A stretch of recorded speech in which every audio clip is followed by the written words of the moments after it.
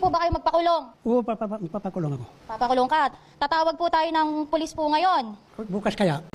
Ako, siguro, umiral siguro yung kadimonyo ng aking kamay, gumalaw. Salamat nga si Bautista dahil hindi siya nasugatan ng atakihin ni Valentino. Kita nyo yung CCTV, talaga tinagayo, no?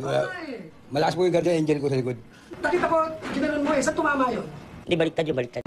Unang pinuntirya, mga manguhula na kanya-kanyang pwesto sa Plaza Miranda.